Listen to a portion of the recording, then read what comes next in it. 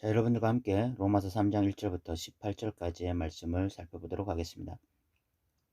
사도 바울은 로마서 1장 18절부터 3장 20절까지 온 인류의 죄된 모습에 대해서 강력하게 고발하고 있습니다.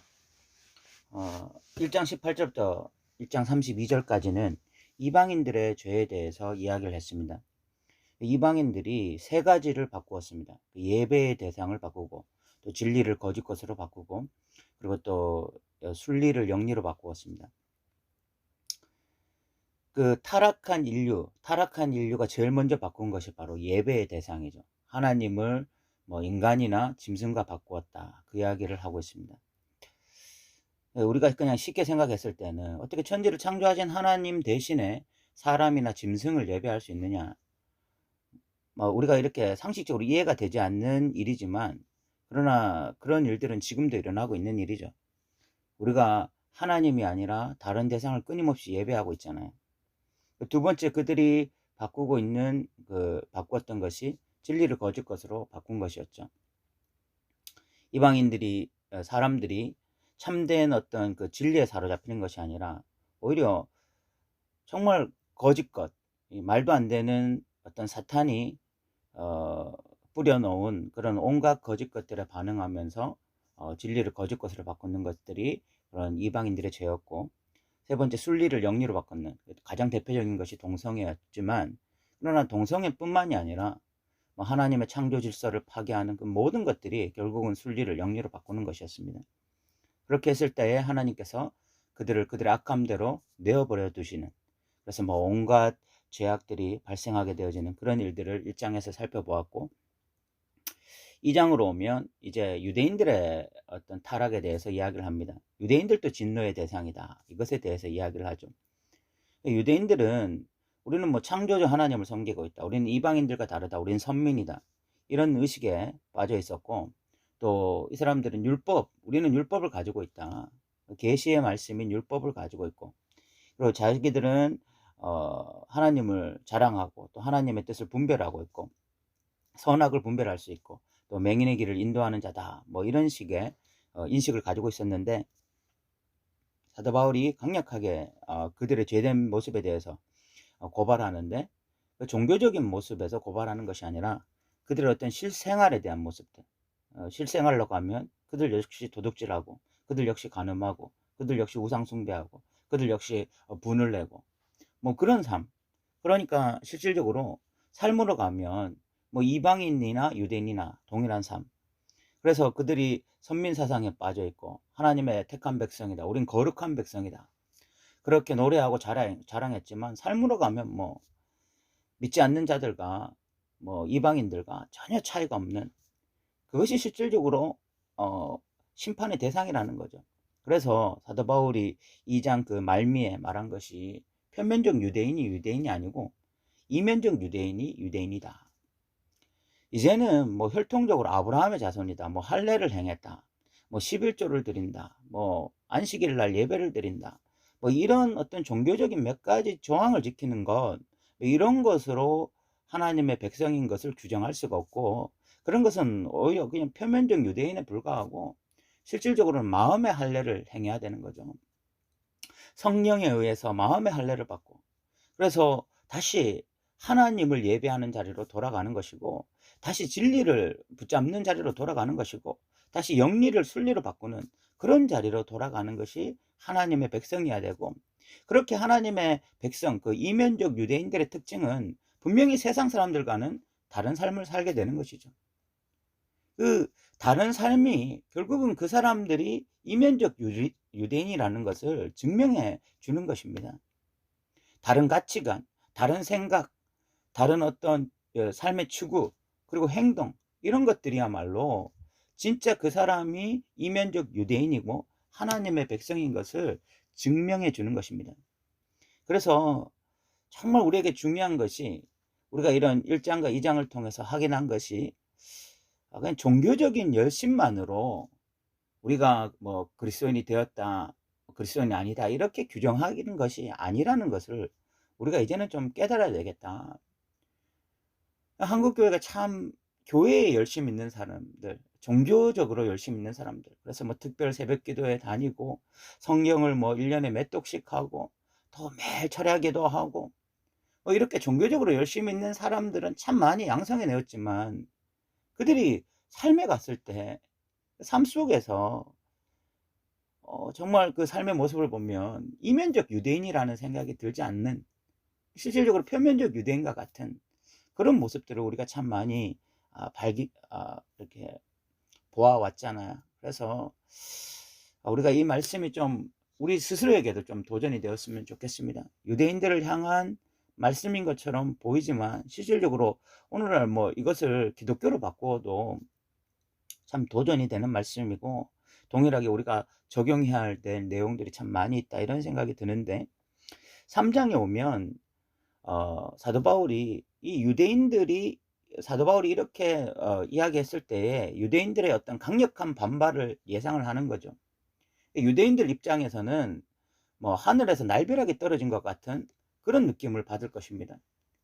자기들 생각에서는 자기들은 분명히 하나님의 선민이거든요.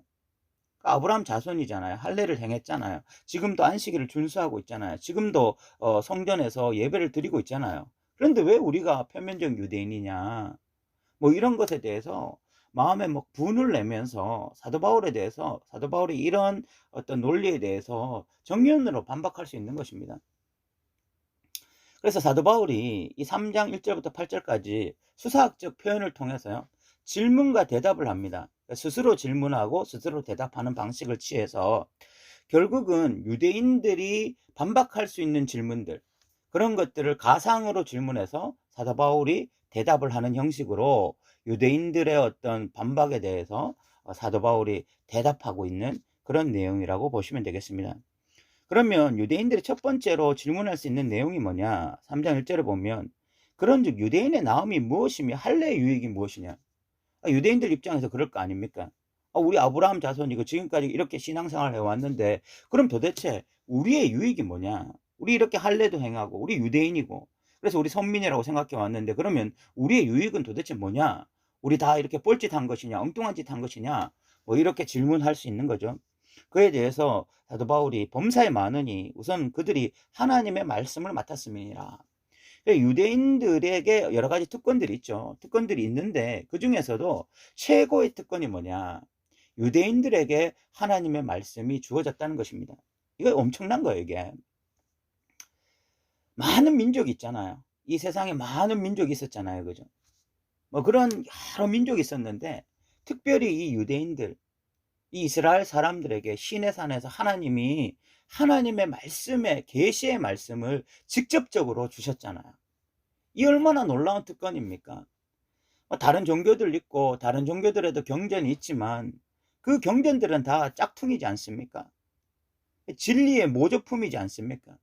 이렇게 진짜 진리를 받은 사람들이 누군가 하면 바로 이 유대인들이잖아요. 이 엄청난 혜택, 먼저 진리를 누릴 수 있는 혜택, 먼저 진리를 깨달을 수 있는 혜택을 가진 자들, 그리고 이 말씀을 맡아서 이 말씀을 아직도 이 진리를 모르는 자들에게 증거해 줄 수 있는 혜택, 이 혜택을 받은 것이 유대인들이었어요. 그런데 이 유대인들이 이 혜택을 제대로 사용하지 못했습니다. 자기들은 계시의 말씀이 있다, 하나님의 말씀을 직접 받았다라고 그렇게 자랑했으면서 정작 삶에서는 율법을 지키지 않았던 것입니다. 참 아이러니하죠.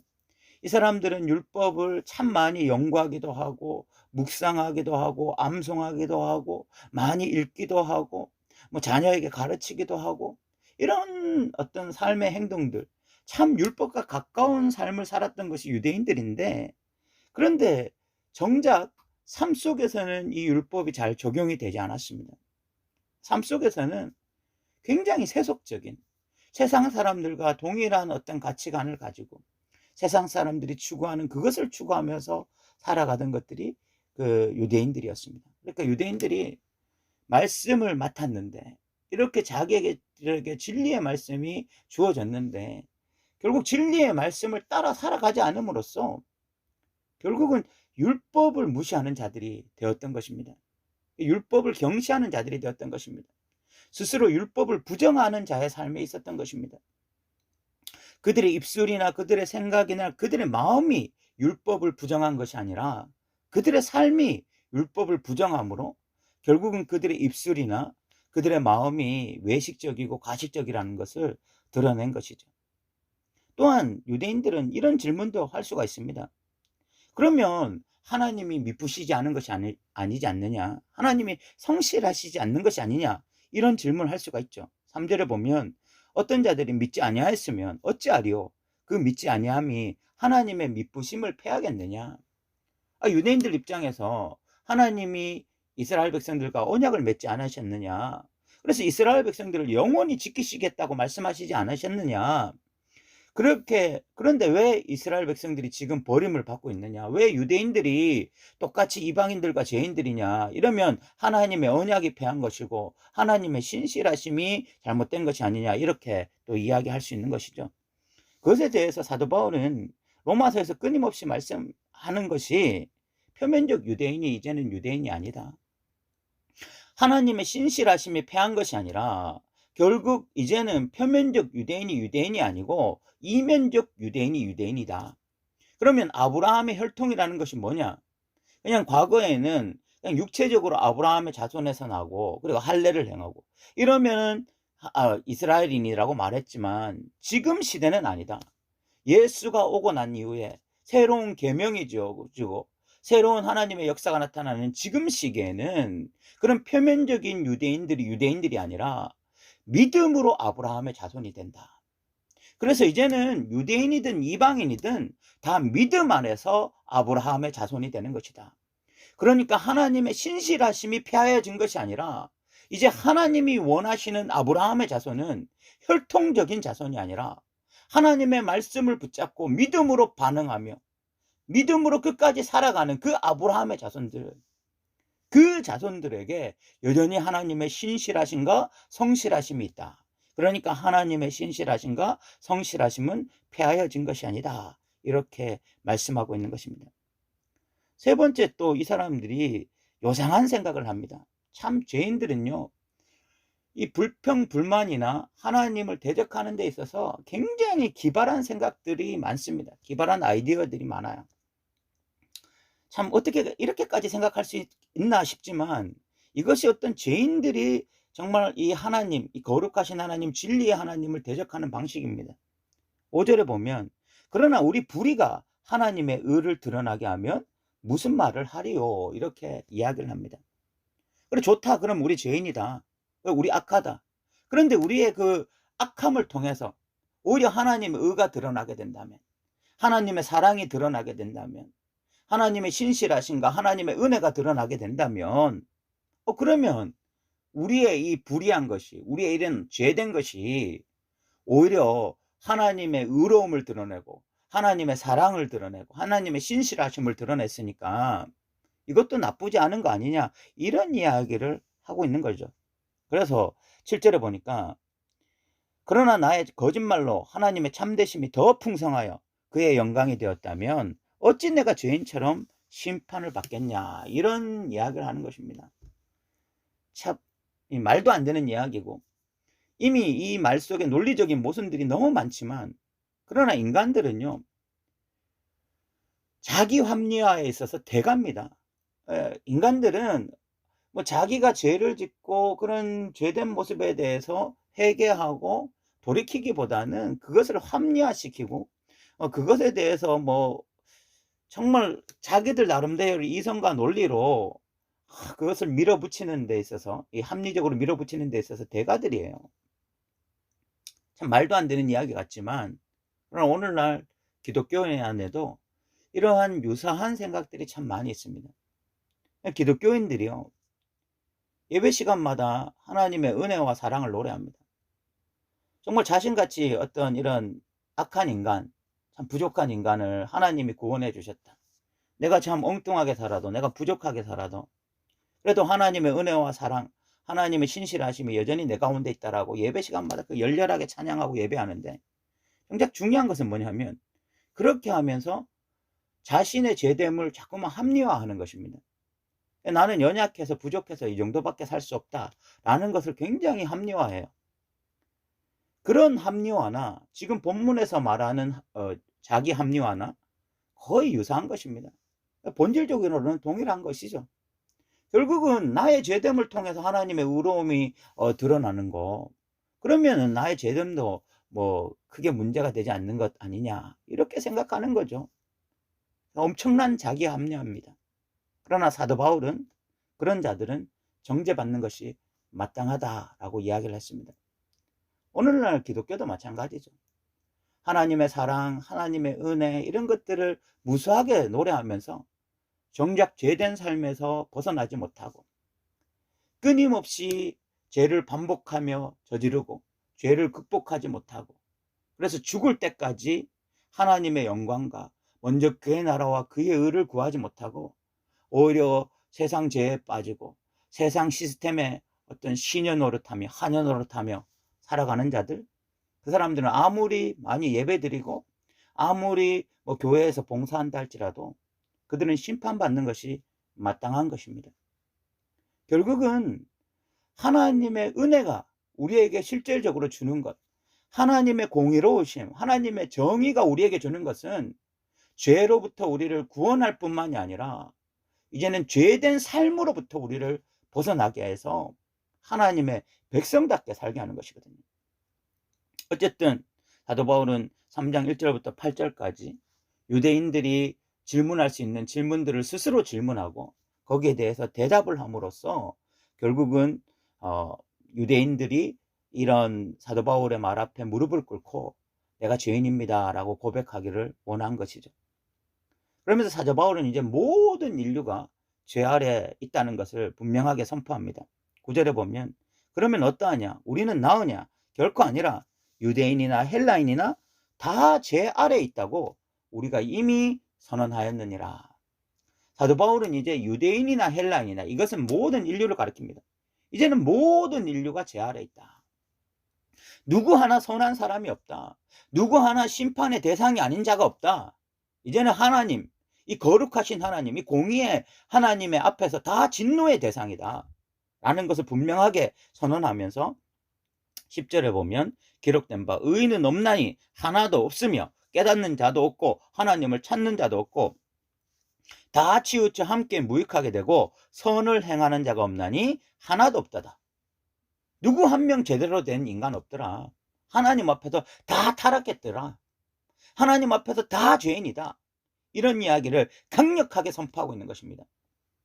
1장 18절부터 시작해서 사도 바울은 정말 이 살을 도려내는 심정으로 인간들이 얼마나 부패하고 타락한 존재인지 이방인들의 죄를 드러내고 유대인들의 죄를 드러내었습니다. 유대인들의 죄를 드러낸다고 하는 것은 어떤 면에서 누워서 자기 얼굴에 침 뱉는 것과 같은 것입니다.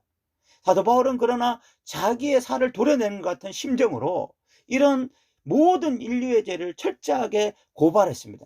그 이유가 무엇일까요? 그 이유를 알아야 됩니다. 사도 바울이 부정적인 사람이라서 이랬을까요? 아니면 사도 바울은 그런 사람들을 비난하고 정죄하는 것이 사도 바울의 어떤 취미여서 이렇게 했을까요? 아닙니다.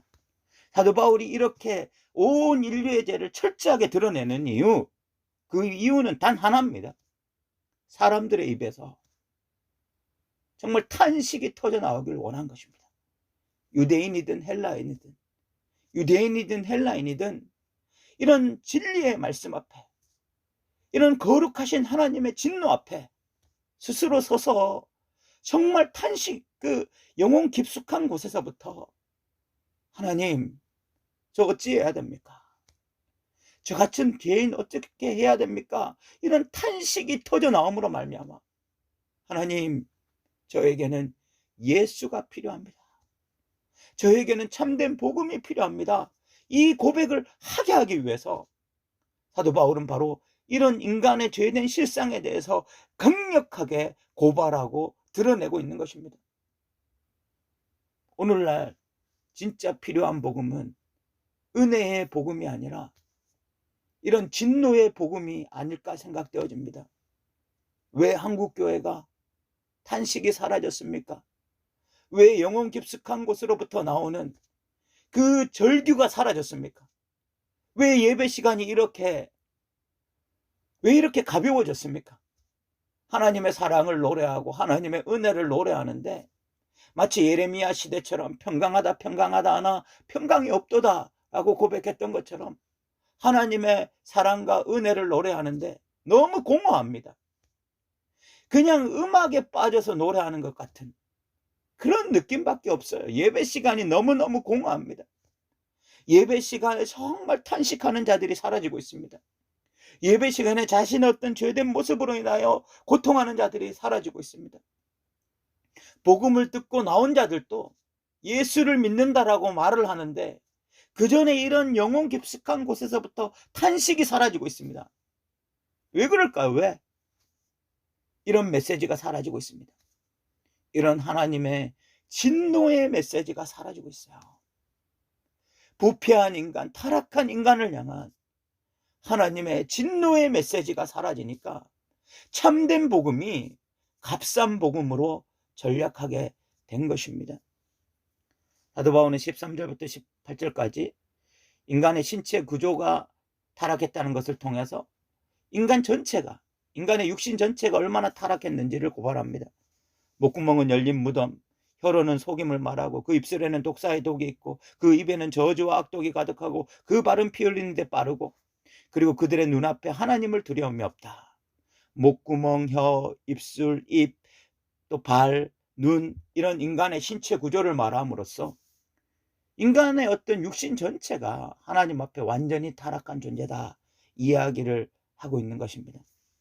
결국은 사도 바울이 이렇게 1장 18절부터 3장 20절까지 철저하게 인간의 실존을 고발함으로써 하나님 앞에서 진노의 대상이라는 것을 고발함으로써 인간이 참된 복음을 받아들이기 하기 위해서 사도 바울은 이런 이야기를 하고 있는 것입니다. 교회를 다니는 것이 중요한 것이 아닙니다. 예배를 드리고 있는 것이 중요한 것이 아닙니다. 교회에서 봉사하고 있는 것도 중요한 것이 아닙니다. 여러분, 우리에게 정말 이런 나의 어떤 하나님 앞에서의 실존으로 인한 정말 영혼 깊숙한 곳에서부터 터져나오던 탄식이 있는지를 확인해야 됩니다. 정말 내가 너무 큰 죄인이고 하나님 앞에서 정말 심판받아 마땅한 존재였다. 그래서 내 영혼 깊숙한 곳에서부터 하나님, 저에게 예수가 필요합니다. 저에게 복음이 필요합니다. 이 복음 없이, 이 예수님 없이 하나님 앞에 설 수 없습니다. 아니면 저는 심판의 대상일 뿐입니다. 저를 불쌍히 여겨 주시옵소서. 이 고백이 진짜 나에게 있었는지 확인하는 것이 필요합니다. 그런 자들이 믿어 의롭게 되었을 때에 새로운 삶을 살아갑니다. 진노의 대상이었을 때 했던 행동들을 버리고 정말 이제 하나님의 백성답게 살아갑니다. 그런데 이런 진노의 대상이었던 것에 대한 뼈잔한 절감이 없었기 때문에 예수를 믿는데도 예수 믿기 전과 동일한 삶을 살아가게 되는 것입니다. 도누린교회 성도 여러분, 이 로마서 1장 18절부터 3장 20절 말씀이 우리에게 깊이 묵상되어져서 진짜 복음으로 변화되어져서 남은 여생이 정말 말씀을 따라 살아가는 정말 믿음으로 의롭다함을 받을 수 있는 그런 하나님의 백성들 되시기를 주님의 이름으로 부탁드립니다. 들어주셔서 감사합니다.